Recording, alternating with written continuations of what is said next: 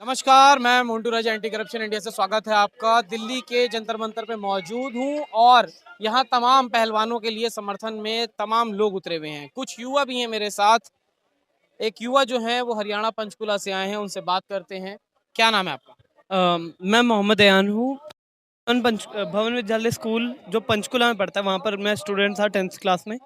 अयान, और ये जो आपको पता होगा, यहाँ जो है नेशनल इंटरनेशनल लेवल पे खेलने वाले खिलाड़ी जो हैं वो यहाँ पे आए हैं। हाँ जी, आपको पता है ये क्यों यहाँ बैठे हैं?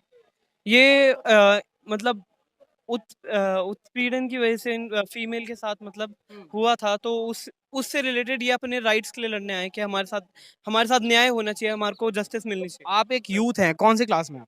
मैं अभी 10th क्लियर करी है, मेरा 10th जामिया क्लियर में एंट्रेंस देके मतलब आऊँ। आप अभी 18 साल के भी नहीं हैं। हाँ जी, हाँ जी, तो ये बताएं, आप क्या समझते हैं अगर देश के अंदर कोई अपराध होता है, हाँ जैसे जी, ये बड़ा गंभीर आरोप लगाया है हाँ जी, इन्होंने, हाँ जी, 20 दिन हो गए हैं, धरने पे बैठना पड़ रहा है, हाँ जी। आपके अनुसार पुलिस को तुरंत कार्रवाई करनी चाहिए या अब जो 20 दिन ये बैठे हुए हैं, ये पूरी आप कैसे समझ रहे हैं इस चीज को?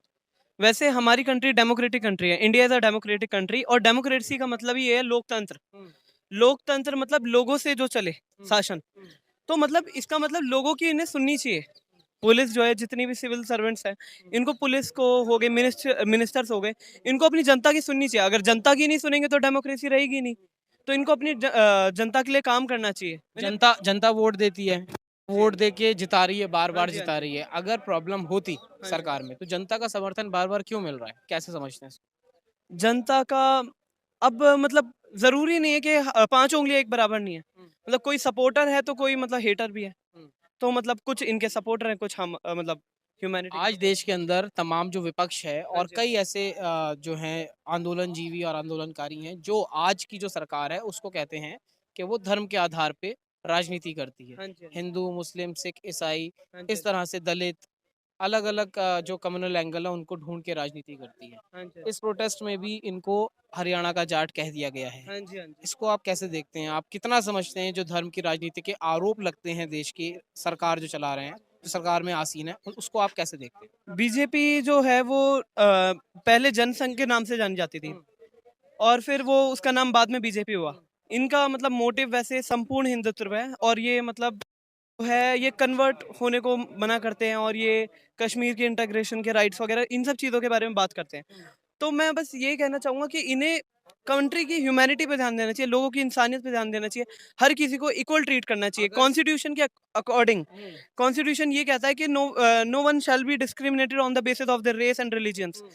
तो इनको डिस्क्रिमिनेशन नहीं करना चाहिए, या किसी को ऐसे नहीं बोलना चाहिए कि आप जाट हैं या आप अब ये वो तो हैं। हाँ हो जी, रहा है, जितना ज्यादा कम्युनल एंगल दिया जाता है हाँ जी, हाँ उतनी जी, ज्यादा तालियां बजती हैं देश के अंदर। हाँ जी, हाँ जी, देश के जो इंफॉर्मेशन और ब्रॉडकास्ट के मिनिस्टर अनुराग ठाकुर, वो मंच से खड़े होकर कहते हैं देश के गद्दारों को गोली मारो, डैश डैश डैश। हाँ जी, हाँ जी, एक देश का मंत्री और प्रधानमंत्री के साथ जो रहने वाले लोग हैं इस तरह के बयान देते हैं और मंच जो है तालियों से गूंज उठता है। हाँ जी, कहीं ना कहीं देश के जो लोग हैं वो समर्थन दे रहे हैं इस चीज को। हाँ जी, हाँ जी।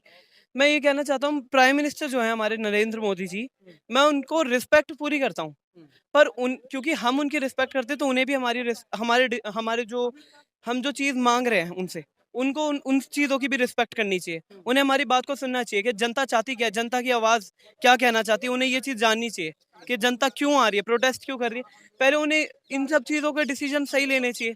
इतना टाइम नहीं लेना चाहिए, मतलब वो बैठे हुए हैं अपना, मतलब जो हमारे लिए वहाँ पर जाके अपनी कंट्री को बाहर लेवल पे जाके रिप्रेजेंट कर रहे हैं, अगर आप उनकी बात नहीं सुनोगे, तो फिर किसकी सुनोगे?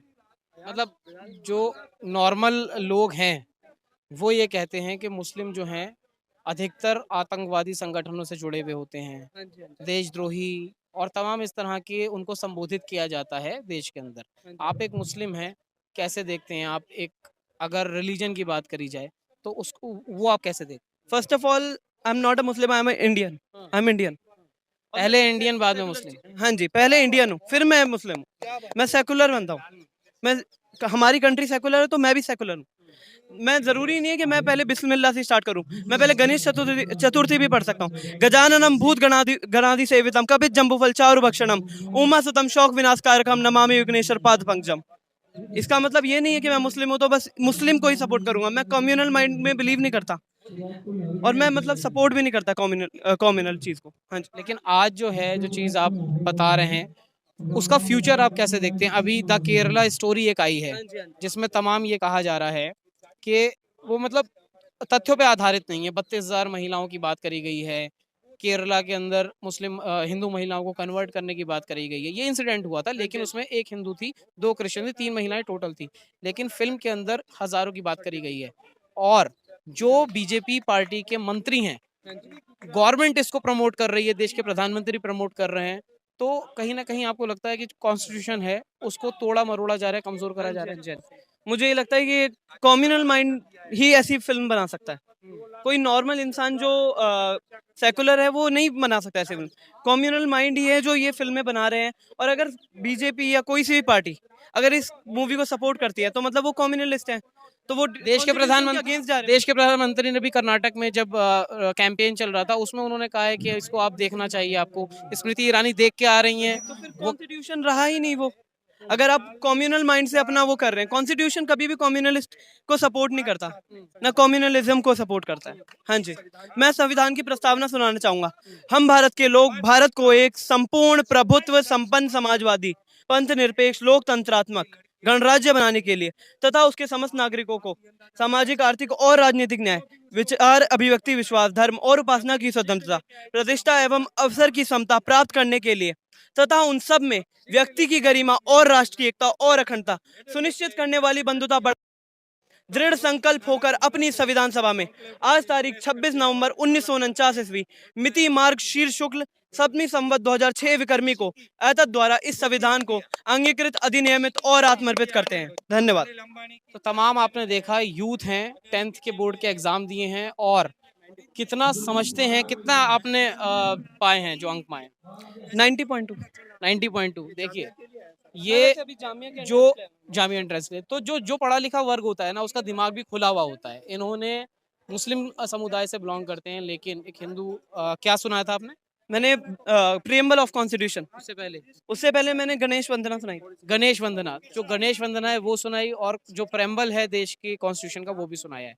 तो इस तरह के विचार भी खुल जाते हैं जब आदमी पढ़ा लिखा होता है। इसलिए जो केरला है, उस स्टोरी को, जो फ़िल्म को मतलब प्रोपेगेंडे के तहत परोसा जा रहा है, बहुत सोच समझ के देखने की, और जो माहौल चल रहा है देश के अंदर, उसको समझने की देश की जनता को ज़रूरत है। इस पूरी चर्चा पे आप क्या सोचते हैं? क्या आपकी राय है? कमेंट द्वारा अपने विचार हमसे आप साझा करें।